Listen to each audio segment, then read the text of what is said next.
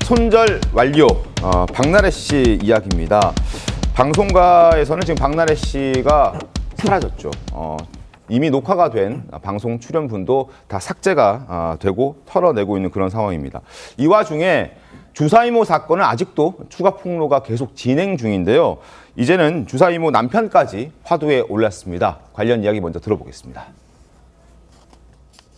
총 3가지 방법이 있었습니다. 뭐냐? 첫 번째, 주사이모가 자신의 집에 문고리에 약 올려놓을게 카톡을 보내면 이 매니저들이 주사이모 집에 앞에 가서 그 문고리에 걸려있는 약을 가져와서 공수하는 방법이었습니다. 햇님의 매니저가 집 앞에 가서 그걸 가져다가 녹화 현장에서 약을 분배하는 케이스도 있었습니다. 주사이모 등의 남편이 적극적으로 운반책으로 활약을 했습니다. 뭐냐면 남편한테 지금 어디야? 이렇게 위치를 물어보고 그러면 촬영 현장에 직접 보낼게. 세 번째, 박나래 씨가 직접 링거 등을 맞을 때 오피스텔을 가잖아요. 그때 직접 가져오는 방법. 자, 주사이모 압수수색 들어갔고 그리고 조만간 소환조사도 이루어질 것으로 보여집니다. 그리고 주사이모의 남편도 지금 공급책이었다라는 걸 어제 단독 보도하셨던데요, 안균효 기자님. 네, 공급책이었다는 얘기가 계속적으로 나오고 있는 상황이었고요. 그리고 이제 압수수색까지 진행됐다고 하니까 과연 그 상황 속에서 주사이모 측에서는 어떤 반응도 나오지 않고 있거든요. 어허. 그래서 주사이모 이제 남편 측과 연락을 취해 본 건데 일단 그 연락을 취했을 때 직접적으로 어떤 얘기를 하지 않았습니다. 최대한 말을 아끼는 모습이었고요. 경찰 조사에서 모든 얘기를 하겠냐는 질문에도 그렇다라고 얘기를 했는데 근데 중요한 거는 이 사건이 불거진 게 지난달 초였죠. 12월 초쯤에 박나래 씨 측에게 이 남편이 연락을 취했던 사실을 이 매니저 측을 통해서 확인할 수 있었습니다. 그 내용인즉 도대체 나한테 왜 그러는 것이냐, 혹시라도 내가 뭐 잘못한 게 있느냐 하면서 박나래는 연락이 안 된다라고 얘기를 하기도 했었는데 결과적으로 어떠한 얘기를 구체적으로 반박하진 않았지만 적어도 이런 사태가 불거진 거에 대해서 굉장히 불안해하면서 전 매니저 측으로부터 우리한테 요구하는 거, 원하는 것이 있느냐 이런 걸 묻는 연락이었다고 합니다. 자, 주사이모의 남편 약물 운반책이었다라는 겁니다. 자, 화면 함께 보시죠. 자, 주사이모 남편, 안녕하세요. 지금 어디 있나요? 나래 씨가 약을 찾아서 전해주려고 합니다라고 문자를 보냈더니 매니저 A 씨가 어디 있습니다. 서울 마포구의 땡땡땡 빌딩에 있다. 몇 시쯤 도착하시나요?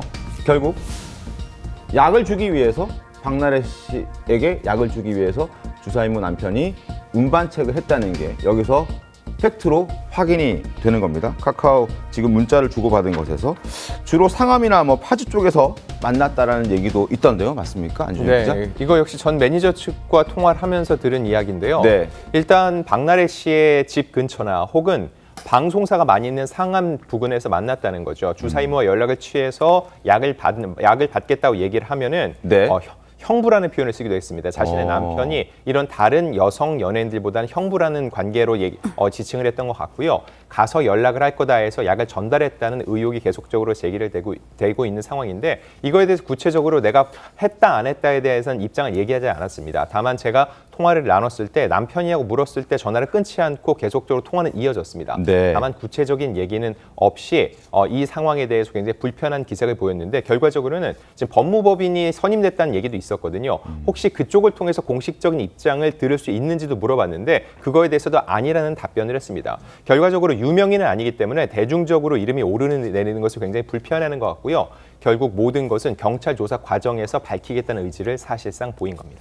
보통 이제 마약 운반책들도 함께 죗값을 치르게 됩니다. 처벌을 받게 되는데 이 주사이모 남편의 경우에는 김광선 변호사님 어떻게 되나요?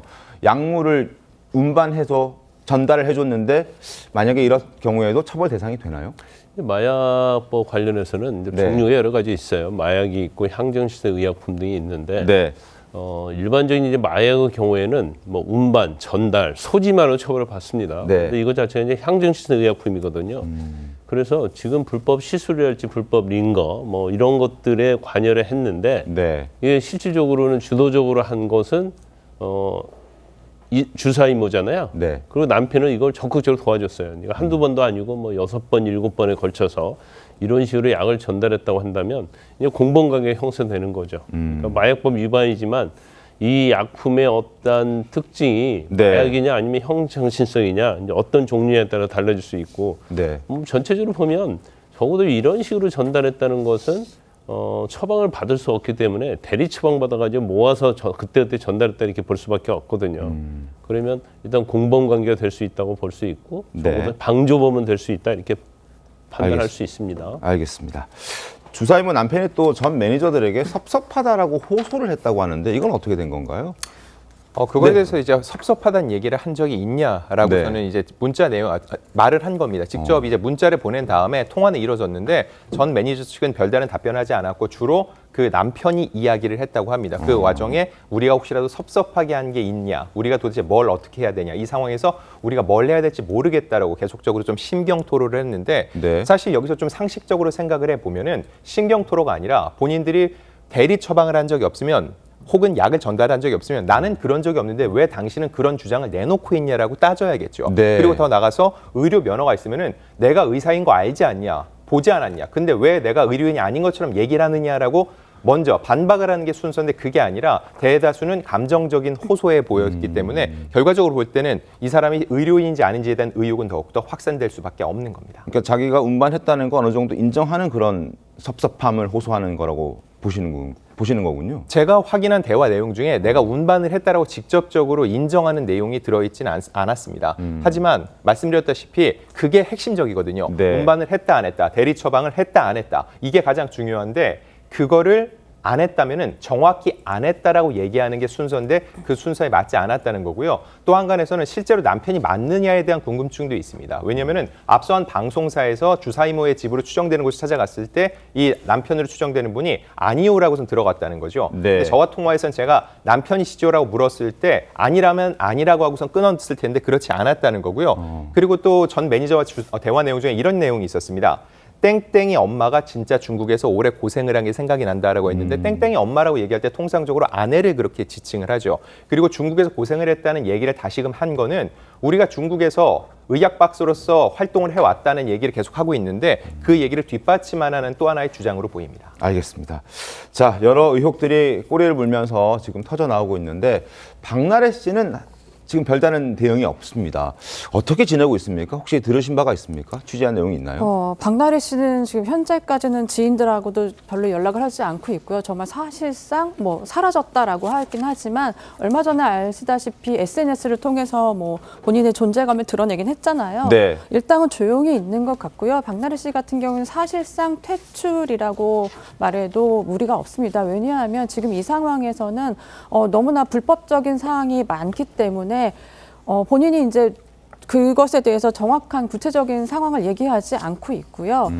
그리고 지금 단 한 개가 남아 있습니다. OTT가 남아 있는데요. 네. 이 OTT도 사실 초반에는 공개를 하겠다는 의지가 있었습니다. 왜냐하면 국내 정서가 아닌 해외에서는 뭐 여기까지는 괜찮지 않겠느냐는 의견이 있었는데요. 지금 약물부터 시작해서 계속적인 뭐 성수위 좀 수위가 높은 개인사들이 좀 논란이 되면서 이것을 어떻게 편집을 할지에 대한 또 궁금증이 있긴 한데 사실상 편집도 또 쉽지는 않거든요. 그래서 박나래 씨 같은 경우에는 아마 재방송으로도 우리가 이제 보기는 좀 힘들 것 같고 네. 어쩌면 지금 유튜브나 뭐 이런 개인 채널은 활발하게 하고 있잖아요. 그래서 네. 가끔 측근들 중에서는 유튜브나 이런 것을 통해서 나중에는 지금은 아니더라도 몇 훗날에는 그런 것을 하지 않을까라는 조심스러운 예측을 하고 있습니다.